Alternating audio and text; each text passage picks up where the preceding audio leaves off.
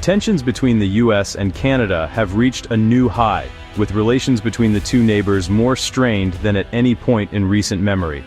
What began as a series of policy disagreements has now escalated into a full-blown diplomatic standoff, capturing the attention of the world. The spark? President Trump's stunning public suggestion that Canada could become the 51st state of the United States. Delivered with his trademark bravado, the statement sent shockwaves through both countries, leaving officials scrambling to respond, and citizens on both sides of the border in disbelief. But this was no offhand remark or late-night tweet. Trump directly linked the idea to Canada's request to join the U.S. Golden Dome missile defense program, a move Canada saw as essential for its national security in an increasingly uncertain world. Trump laid out a stark choice. Canada could pay a staggering $61 billion to participate in the program, a sum that would strain even the most robust national budget. Or, in a move that seemed to blur the line between negotiation and provocation, Canada could simply become a U.S. state and gain access for free. The offer, if it could be called that, was as audacious as it was unprecedented. The proposal came at the same time as a new wave of harsh tariffs on Canadian goods, further inflaming tensions. For many, it was a direct assault on Canadian sovereignty and a calculated attempt to force Canada's hand through economic pain. These tariffs, announced just days before Trump's remarks, targeted key Canadian industries, lumber, steel, and agriculture, threatening jobs and livelihoods across the country. The message was clear: economic pressure would be the tool to bring Canada to the table. Trump's strategy is unmistakable. Combine economic leverage with provocative rhetoric to extract maximum concessions from Canada ahead of the critical 2026 USMCA Trade Pact review. The stakes for both countries could not be higher. By framing annexation as a deal, Trump is not just testing the limits of the US-Canada partnership, he's gambling that the threat of economic hardship will force Canada to make painful choices, perhaps even at the expense of its independence. For many Canadians, this is not a negotiation at all, it's an ultimatum, one that challenges the very core of their national identity and sovereignty. The public reaction has been swift and emotional, with protests erupting in cities across the country. The historic friendship between the US and Canada, once a model of international cooperation, now stands at a breaking point. As both nations brace for what comes next, the world watches to see if this unprecedented standoff will end in compromise or in a permanent rift. Canada's response was swift and united. Across party lines, leaders condemned Trump's remarks as an affront to national dignity. Prime Minister Mark Carney reiterated that Canada is not for sale, a sentiment echoed by MPs and provincial leaders. Even political rivals stood together, with Ontario Premier Doug Ford urging Canadians to ignore Trump's provocations and focus on national interests. The message from Ottawa, Canada, will not entertain talk of annexation, joke or not. Instead, the country is more determined than ever to defend its sovereignty and seek new alliances. Trump's comments have only strengthened Canadian resolve. Trump's tariffs have created an economic wall between the US and Canada, targeting key industries with steep penalties. Pharmaceuticals now face a 100% tariff, kitchen cabinets 50%, furniture 30%, and heavy trucks 25%. The auto sector, already hit by earlier tariffs, is reeling. Canada's unemployment has surged, with thousands of jobs at risk. American businesses and consumers are also feeling the pain. Higher costs, supply chain disruptions, and looming drug shortages. The trade war is hurting both sides, with no clear winners. The once seamless economic partnership is now fractured. Shared prosperity has given way to shared hardship. In response to growing uncertainty and shifting global dynamics, Canada is making a decisive move away from its long-standing reliance on the United States. For decades, the US has been Canada's closest economic partner, shaping everything from trade to security.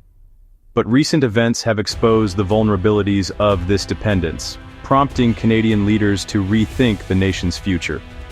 Prime Minister Carney's government is forging new alliances, strengthening ties with Europe and Australia, and investing heavily in independent defense capabilities. These efforts are not just symbolic, they represent a strategic shift to ensure Canada's security and prosperity in an unpredictable world. Canada is actively diversifying its trade portfolio, seeking new deals with the European Union, Pacific Rim nations, and emerging markets across the globe. By expanding its economic partnerships, Canada aims to reduce its exposure to American market fluctuations and build a more resilient economy. The government is encouraging businesses to find non-US suppliers, invest in domestic manufacturing, and even consider boycotts of American goods when necessary. This push for self-sufficiency is reshaping supply chains and encouraging innovation within Canadian industries. Trade negotiator Dominic LeBlanc notes that American businesses are also feeling the impact, with some US factories slowing production and export meetings left empty. This shift gives Canada new leverage at the negotiating table, as both sides grapple with the consequences of change. Untangling decades of deep economic integration will be a complex and challenging process. The ties between Canadian and American industries run deep, and the transition will require careful planning and cooperation. Yet, the risks of continued dependence are now too significant to ignore. This bold pivot is fraught with risk and uncertainty, but it is a necessary step for Canada's long-term stability. Leaders, business owners, and citizens alike are bracing for the challenges ahead, united by a shared determination to chart a new course. Canada is betting its future on independence, embracing the opportunities and challenges that come with forging its own path in the world. The US and Canada are deeply intertwined. $2.7 billion in goods and services cross the border daily, supporting millions of jobs on both sides. This constant flow of trade is the lifeblood of countless communities, fueling local economies and shaping the daily lives of millions of people. From bustling border towns to major cities, the impact of this economic partnership is felt everywhere. Over 75% of Canadian exports go to the US, making America Canada's most important trading partner by far, but the relationship is mutual. Canada is also the top export market for 36 US states, supporting American businesses, farmers, and workers. This two-way trade creates a powerful economic engine that benefits both nations. Tariffs threaten industries on both sides, from autos to agriculture. The ripple effects of trade barriers can be devastating, putting jobs at risk, raising prices for consumers, and disrupting supply chains that have taken decades to build. The stakes are especially high for sectors that rely on cross-border cooperation and just-in-time delivery. Canada supplies most of America's imported oil, electricity, and critical minerals. These resources are essential for powering homes, fueling vehicles, and supporting advanced manufacturing. The energy and materials that flow across the border every day are vital to North American prosperity and security. A prolonged trade war could jeopardize US energy security and high-tech supply chains, threatening everything from the lights in our homes to the technology in our pockets. The consequences would ripple through industries, affecting innovation, investment, and the ability to compete globally. The idea that one side can hurt the other without consequences is a dangerous illusion. In reality, economic pain on one side of the border quickly spreads to the other, making cooperation and compromise not just preferable, but necessary for long-term stability. The stakes are not just economic, they're strategic. The US and Canada are close allies, sharing not only trade, but also security interests, environmental challenges, and a commitment to democracy. Their partnership is a cornerstone of North American stability. Both nations have much to lose if cooperation falters. The future of millions of workers, families, and businesses depends on the strength of this unique relationship. Canadians are angry, anxious, and increasingly defiant. Trump's comments are seen as a personal insult, sparking a surge in national pride and a Buy Canadian movement. Economic anxiety is real. Factory workers, truckers, and small business owners fear for their livelihoods.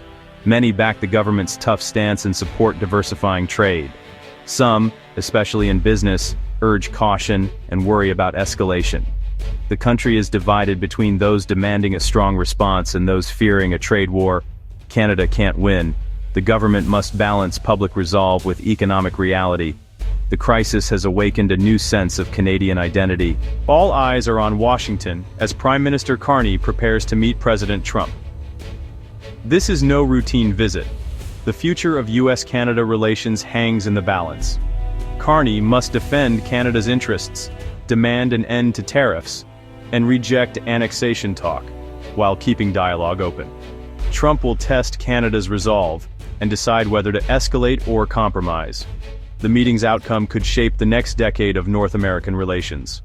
A breakthrough could pause the trade war. Failure could deepen the rift. The world is watching to see if these leaders can find common ground. The stakes for both nations and their people couldn't be higher. The US-Canada relationship stands at a crossroads. Without a diplomatic breakthrough, the trade war will intensify, hurting both economies and risking a permanent split. Canada's pivot could reshape North America, reducing US influence and security. Both sides must compromise. America must treat Canada as an equal, and Canada may need to offer trade concessions. The crisis is about more than trade. It's about respect, partnership, and sovereignty. The choices made now will determine if the friendship endures or fractures for good. The world waits to see if these neighbors can rediscover common ground.